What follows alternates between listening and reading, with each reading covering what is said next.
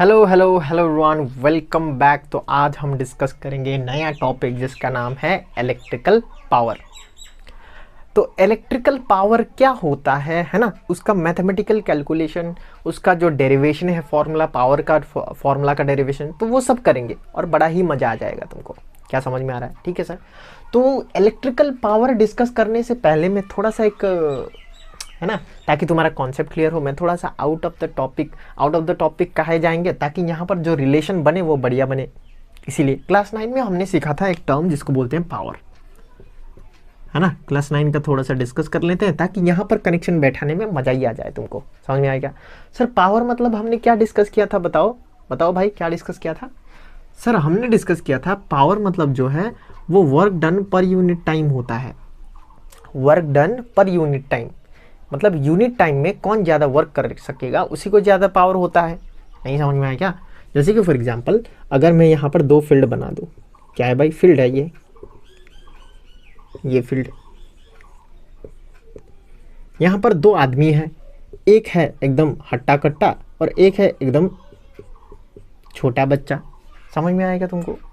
तो अगर मैं तुमको बोलूँ कि भाई दोनों फील्ड बराबर है, ये जाके इसको क्या करेगा? खुदाई करेगा, इसमें खुदाई, और ये यहाँ जाके खुदाई करेगा। मान लो ये ग्रेट खल्ली है, ग्रेट खल्ली जी के, और ये अपना पिंटू, गांव का पिंटू, ठीक है। और ग्रेट खल्ली को बोला गया कि ये फील्ड में जाके तुम खुदाई करो, और पिंटू को बोला गया कि तुम यहाँ जाके खुदाई करो। तो अगर तुम एकदम हंसी मजाक में सोचोगे तो लगेगा ग्रेट खली की बात तो बहुत पावर है, एकदम वो ढक ढक करेगा, काम बन जाएगा उसका। लेकिन ये तो पिंटू है, गांव का पिंटू, उसके पास तो उतना ज़्यादा पावर ही नहीं है, एनर्जी नहीं है, तो उसको ज़्यादा टाइम लगेगा। मान लो कि वर्क डन तो दोनों ही ने बराबर किया, इतना काम किया, इसने भी इतना काम किया, तो वर्क डन दोनों का सेम है। मान लो ये 10, यहाँ पर भी 10। सर काहे वर्क डन सेम है? अरे दोनों ने सेम अमाउंट ऑफ फील्ड का खुदाई किया है तो वर्क डन तो सेम ही होगा ना भाई, कि डिफरेंट होगा? दोनों फील्ड का जो एरिया है वो बराबर है और दोनों ने बराबर एरिया में खुदाई किया है तो दोनों का वर्क डन बराबर होगा। हाँ सर, लेकिन यहाँ पर जो टाइम है वो ग्रेट खल्ली को लगा 1 घंटा, लेकिन यहाँ पर ये जो पिंटू है उसको टाइम लगा 2 घंटा मान लो। ठीक है सर। तो अगर मैं तुमसे कहूँ कि बोलो भाई पावर किसका ज़्यादा है, तो तुम बोलोगे सर इसका पावर ज़्यादा है, ग्रेट खल्ली का, क्योंकि 10 काम कर गया 1 ही घंटे में और ये 10 काम करने में 2 घंटा लगा रहा है, तो ऑब्वियसली पावर इसका ज़्यादा है ना। तो तुम क्या देख रहे हो कि पावर जो है वो डायरेक्टली प्रोपोर्शनल वर्क है। जितना ज़्यादा काम करेगा उतना ज़्यादा पावर, और जितना जल्दी काम करेगा, जितना जल्दी मतलब जितना कम टाइम में काम करेगा उतना ज़्यादा power. Inversely proportional to T, है ना। जितना कम टाइम में काम हो जाए उतना ज़्यादा पावर, और जितना ज़्यादा वर्क हो जाए उतना ज़्यादा पावर। तो जो पावर का फॉर्मूला होता है वो वर्क डन बाई टाइम होता है। क्या तुम्हें समझ में आए? ये क्लास 9 का लॉजिक है, मैं इसीलिए थोड़ा जल्दी जल्दी जा रहा हूँ, तुम कैचअप करने का ट्राई करो, ठीक है।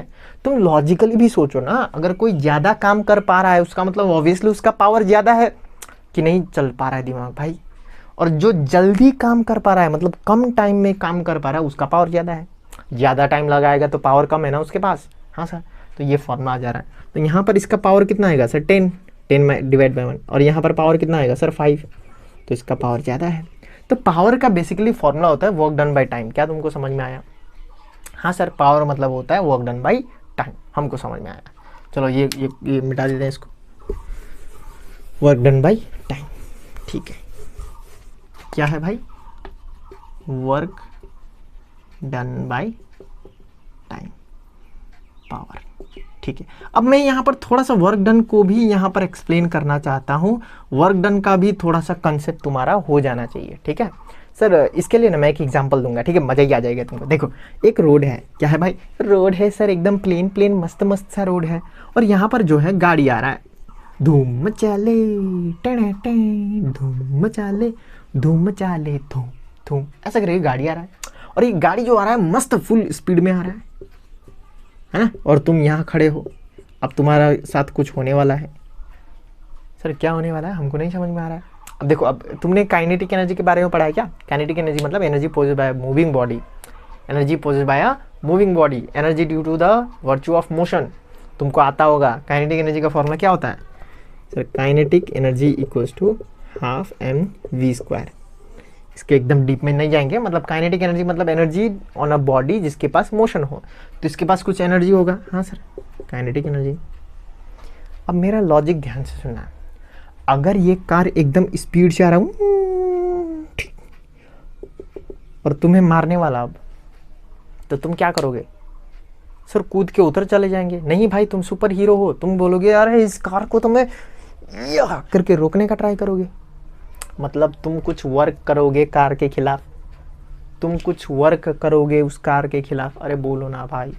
हाँ सर करेंगे, हम तो सुपर हीरो है, हम करेंगे, है ना। और मान लो कि ये जो गाड़ी है उसके पास जो एनर्जी था, गाड़ी है उसके पास एनर्जी था 100 जूल, और जब तुम उसको रोक रहे थे तुमसे जो एनर्जी लगा वो 100 जूल का लग गया एनर्जी। मतलब तुमने जो उस कार में वर्क डन किया वो कितना किया सर? 100 joule energy. तो क्या होगा, उधर से भी 100 जूल एनर्जी आ रहा था, इधर से भी 100 जूल। हाइपोथेटिकल यहाँ ऐसा नहीं होता है, तुम तो उड़ी जाओगे कार मारेगा तो क्या हो जाएगा, जितना इसका एनर्जी था तुमने उतना ही वर्क डन किया, तो कैंसिल आउट हो जाएगा, तुम्हें कुछ नहीं होगा, गाड़ी रुक जाएगा उधर ही। लेकिन अगर तुमने 10 जूल एनर्जी लगाया, तो तुमने 10 जूल एनर्जी लगाया, इसने 100 जूल एनर्जी लगाया, तो तुम्हारा क्या हो जाएगा? टिकट कट हो जाएगा ऊपर के लिए। समझ में आया क्या? समझ में आया? तो जितना एनर्जी इसके पास है उतना ही वर्क डन तुमको करना पड़ेगा अगर उसको रोकना है।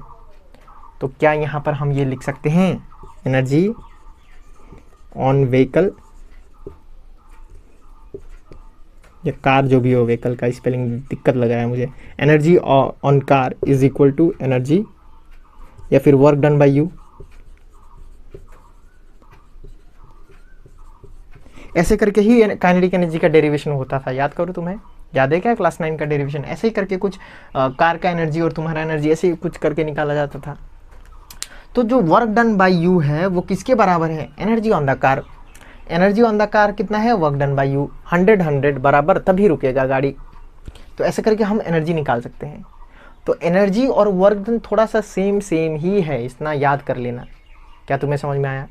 तो अगर मैं तुम्हें वर्क डन बोलूँ तो हो सकता है इसको हम एनर्जी भी बोल सकते हैं कि तुमने कितना एनर्जी सप्लाई किया, ठीक है ना। जैसे कि अगर मैं बोलूँ कि work done by the battery to move unit positive charge from one terminal to the other terminal, work done, तो उसको ये भी बोल सकते हैं कि energy supplied by the battery to move that unit positive charge from one terminal to another terminal. ओ भाई समझो ना रे भाई, अगर मैं ये बोल रहा हूँ कि work done by the battery to move unit positive charge, तो उसको ये भी बोल सकते हैं कि energy supplied by the battery to move unit positive charge. Work done और एनर्जी लगभग सेम ही होता है, ये जान लेना, ठीक है। क्या तुम्हें समझ में आया? हाँ सर समझ में आ गया। अब ये कार वार हटा दीजिए और असली मुद्दे पर आइए, ज़्यादा ही आप तो इधर उधर चले जाते हैं। हाँ भाई क्या है ना, एक बार कॉन्सेप्ट शुरू करता हूँ तो लगता है कि पूरा डीप में एकदम तुम्हें याद हो जाना चाहिए, उस हिसाब से पढ़ते हैं। समझ में आएगा तुमको? हो गया, बहानाबाजी हो गया सर, आगे बढ़ते हैं। तो इलेक्ट्रिकल पावर मतलब क्या है, ऐसे करके समझते हैं। मान लो ये सर्किट है ना, ये सर्किट है, और सर कैसे करें सर? तो क्या होगा, ये बैटरी क्या करता है बताओ सर? ये जो बैटरी है वो एनर्जी सप्लाई करता है, एनर्जी सप्लाई करता है किसको सर? सर्किट को।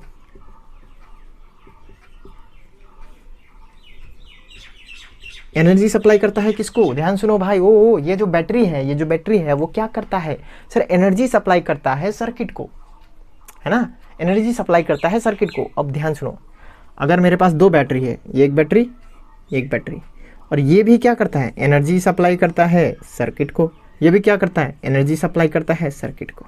अब ध्यान सुनो, अगर ये बैटरी 1 सेकंड में 10 जूल सप्लाई कर सकता है एनर्जी, और ये बैटरी 1 सेकंड में 100 जूल सप्लाई कर सकता है, तो बताओ कौन बैटरी का पावर ज़्यादा है?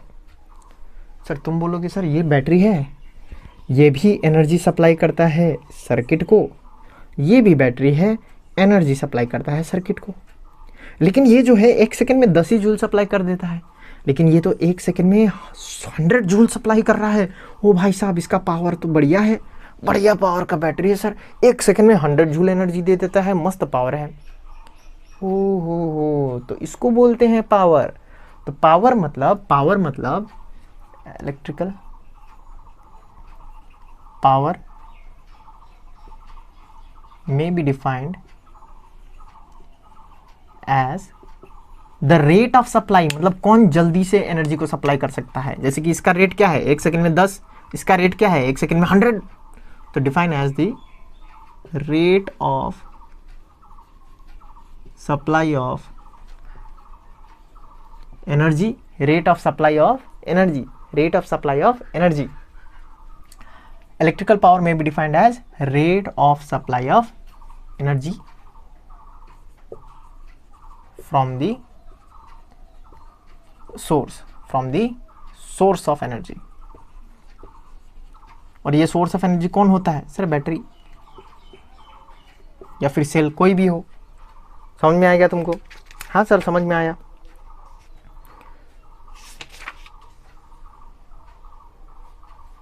ठीक है, rate of supply of energy.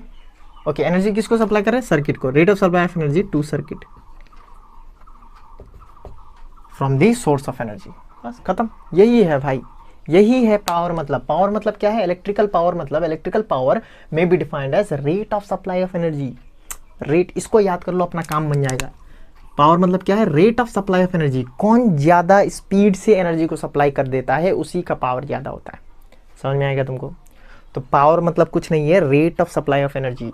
Power मतलब है rate of supply of energy, कौन जल्दी। जैसे कि मैंने बोला था ना, power directly proportional to work done, power inversely proportional to time. जो जितना कम टाइम में ज़्यादा सप्लाई कर देता है उसका पावर ज़्यादा होता है, जो जितना कम टाइम में वर्क डन कर देता है उसका पावर ज़्यादा होता है। तो जो कम टाइम में ज़्यादा एनर्जी देगा उसका पावर ज़्यादा। ठीक है, समझ में आ गया? हाँ सर समझ में आया। आगे बढ़िए, कहाँ गया मिटना। ठीक है ठीक है, तो आगे बढ़ते हैं। तो मान लो एक सर्किट है ना। सर्किट का ये जो बैटरी है उसका पोटेंशियल V है, इसका रेजिस्टेंस R, करंट जो फ्लो कर रहा है वह I हो रहा है। ठीक है सर, तो आगे बढ़िए। तो अगर मुझे पावर कैलकुलेट करना है, पावर कैलकुलेट करना मतलब क्या है, पावर कैलकुलेट करना मतलब rate of supply of energy, मतलब energy supplied by time, rate of supply of energy, energy supply by time. और एनर्जी मतलब तो कुछ नहीं है, वही है वर्क डन। अभी तो मैंने इतना कहानी सुनाया था, काइनेटिक एनर्जी, गाड़ी आ रहा है, मैं वर्क डन कर रहा हूँ, एनर्जी बराबर वर्क डन, है ना। तो हम ये लिख सकते हैं, power is equal to energy supplied मतलब work done by battery, work done by time. और ये जो वर्क डन है उसका फॉर्मूला क्या होता है, power equals to work done by time. और ये वर्क डन का फॉर्मूला क्या होता है, work done equals to sir VQ है क्या, ऐसा कुछ है क्या VQ सर? हाँ VQ है। तो यहाँ से हम लोग का पावर का फॉर्मूला मिल जाता है, पावर इक्वल्स टू बबीता, Q मतलब IT बाई T, तो TT मर जाएगा, तो पावर इक्वल्स टू VI। तो ये फॉर्मूला अपना पावर का फॉर्मूला VI। क्या समझ में आ गया? और फॉर्मूला निकल जाएगा कैसे, यूजिंग ओम्स लॉ। जल्दी करते हैं, ठीक है। ओम्स लॉ हमको पता है, बबीता इक्वल्स टू क्या होता है, अय्यर। तो यहाँ पर पावर इज इक्वल टू बबीता के बदले IRI, तो power equals to I square R। ये एक फॉर्मूला हो गया। फिर दूसरा फॉर्मूला, यहाँ पर हम I का वैल्यू यूज़ कर सकते हैं। इधर में करते क्या, I का वैल्यू क्या होगा सर, बबीता बाई R। यहीं से I का वैल्यू बबीता बाई R। अब पुट करो यहाँ पर, P is equal to VI, तो I के बदले लगाएंगे P is equal to V, I के बदले V बाई R, तो power equals to V square by R। तो ये 3 फॉर्मूला जो तुम्हें याद होना चाहिए, ये 1, ये 2 और ये 3। क्या मज़ा ही आ गया तुमको? तो यहाँ पर जो मैंने स्टार्टिंग में तुमको अब्बा डब्बा जब्बा वाला कहानी सुनाया था, उससे हमको ये समझने में इजी हो गया कि जो एनर्जी सप्लाई कर रहा है वही तो वर्क डन है, बराबर होता है एनर्जी सप्लाइड बराबर वर्क डन। तो एनर्जी सप्लाइड बराबर वर्क डन, तो एनर्जी के बदले वर्क डन लिख लेते हैं। वर्क डन का फॉर्मूला VQ, ये तो हमें बहुत ही पहले से ही पता है। उसके बाद वैल्यू डालते जाओ, अपना काम बनते जाएगा। क्या तुम्हें समझ में आया? तो ये था हम लोग का इलेक्ट्रिकल पावर। और यहाँ पर एक बात और डिस्कस कर लेते हैं, unit of power. Unit of power, तो पावर का जो यूनिट होता है वो होता है वाट। वाट, क्या तुमको समझ में आया? हाँ सर वाट होता है, इसमें क्या ही समझना है, हमको तो सब समझ में आ गया, है ना। ठीक है, तो आज के लिए इतना ही। Thank you very much. और हाँ, वीडियो लेक्चर पूरा देखा करो भाई, है ना। जो भी मैं अब्बा डब्बा जब्बा बता रहा हूँ वो तुम्हारे ही हेल्प के लिए बता रहा हूँ, है ना। चलो, थैंक यू।